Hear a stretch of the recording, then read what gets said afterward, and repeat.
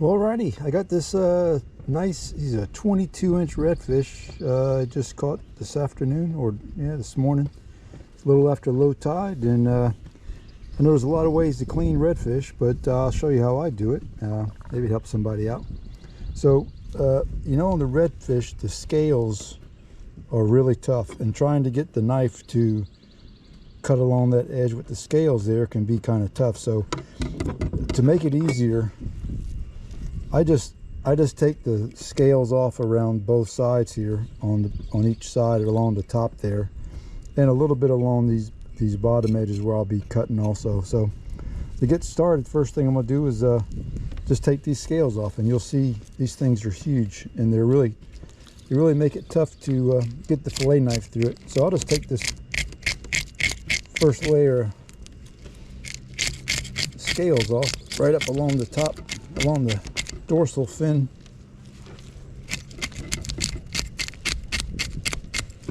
You can see how big those scales are, and you can have the sharpest fillet knife and it'll still be tough to get through there. So it doesn't take long.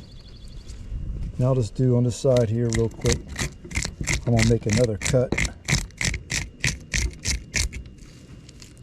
Just makes it go so much quicker.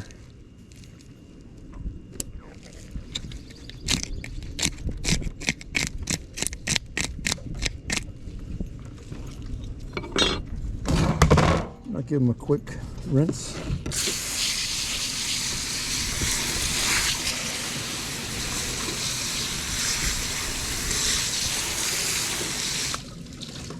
Then we'll get the other side.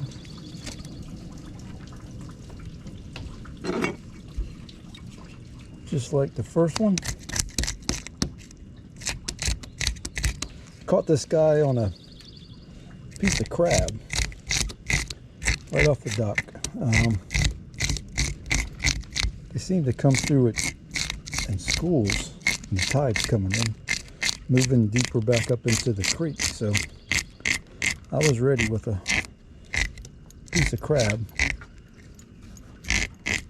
and school came through. I just bumped it a little bit to get his attention, and sure enough, he took it. So 15 to 23 inches is a slot here. I'm in South Carolina, so can't be any smaller than 15, no bigger to 23, and luckily this one was right at 22. So we'll make some good dinner. All right, that ought to do it. We'll rinse him off. Old Cooper likes eating the scales. I don't know if I like her eating them or not, but she eats them. Some good fiber or something. Anyway, all right. And like I said, there's a lot of ways to clean a redfish, but this is just the way I do it. Seems to work out. It's not too bad, and sharp fillet knife is always a good way to start. And I'll just score along this, right along the edge, not cutting too deep. Just getting the outline of where I want to cut it.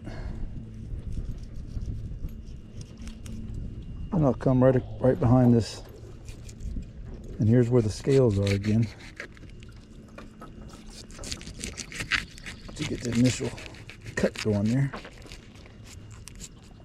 Cut it right down to the bone, and a lot of people will go ahead and cut it down all the way down, but I kind of make a curve right along here and then meet it back down here. And what that does is they have some pretty big breastbones right there that go along here, and when I fillet it, I just fillet those out of there. You might lose a little bit of meat, but it saves a lot of time. And now I'm just running my knife right along the vertical backbones there, as you can see.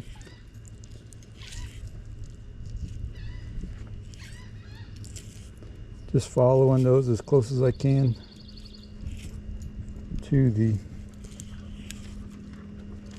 bones, just slowly working my way down. And then when you get to the, up here, there's some bones you got to kind of cut through. And then when you get to the spine, you can kind of, once you feel that spine, then you can kind of raise the tip of the knife this way and go back down the other side of that spine. I'll go ahead and make this cut like that. Then you go down the other side of the spine.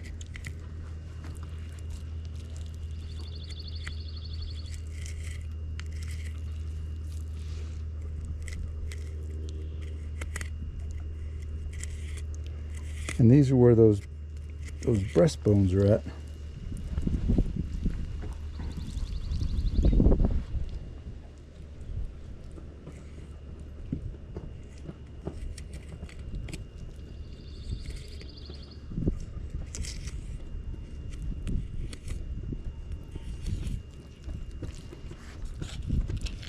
Some tough bones right there to get through.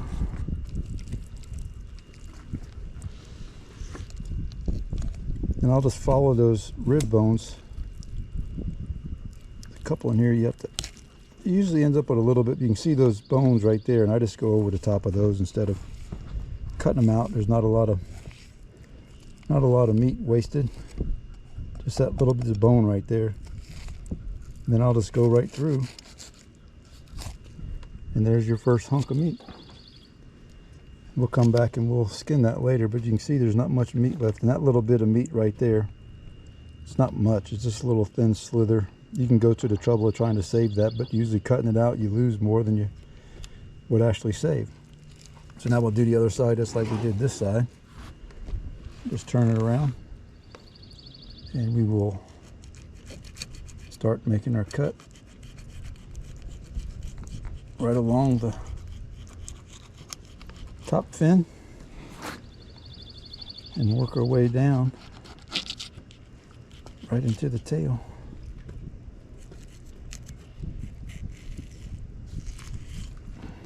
We'll cut ourselves, won't cut ourselves hopefully, but we'll cut the fish right behind that thing on an angle going right up to, you can get into these scales, right up to where you have it there, and then I'll just do that same little curve cut and meet up back by the little fin back here.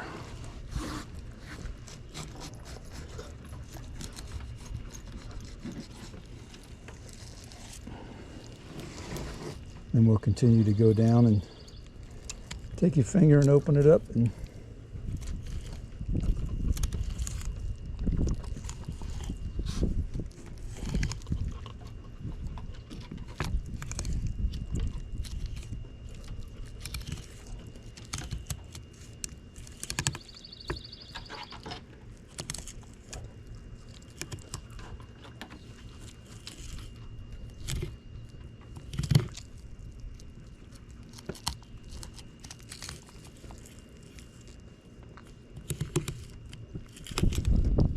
you guys would like to see cleaning some more fish, I usually get some trout and some flounder. Trout is a lot easier than the redfish.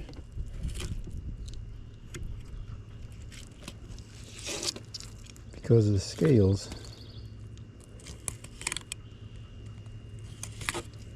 What I usually do is after I catch them, I'll put them in a big 2.5 gallon Ziploc bag. And I put them in the refrigerator. I don't like cleaning them while they're still flopping around. I just don't like to, I don't know, seems like he's looking at me or something. I don't particularly like that. So anyway, there's the other half. As you can look, looking up to the sun, there's not much left on him there. There's a little bit of belly meat right there. You can try to get that out if you would like to, but it's not that much. But anyway, that's that. We'll save him for the crab trap. We'll hose this down real quick. Now we'll skin them, and I use this little. It's a 9-inch tapered, little flexible. It's a Bubba knife. Just like any other fillet knife, really, you got to keep them sharp. But I like the handle on these. Get a really good grip, and I just hold it back here, start down, wiggle it back until I can grab the skin.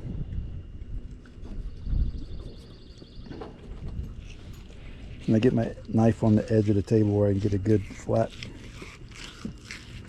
And then just work it back and forth, pressing down on the skin. And there it is. Meat's all gone. Here's a little piece of skin right there. We can just take that off. That's it. And then there's a couple of bones right in here, but you can try to get those out. Just a little, follow the bone line down.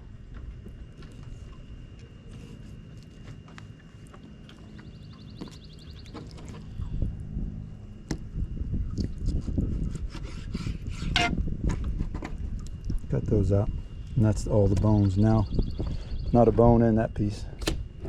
And we'll do the other one the same way.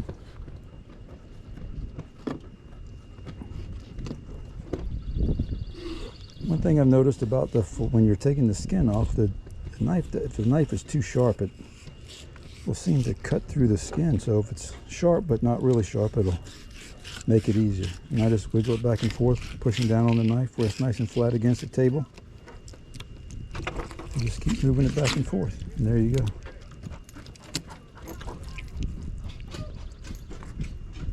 And there you go, two big nice pieces, and there's a couple of bones right there I could probably get rid of.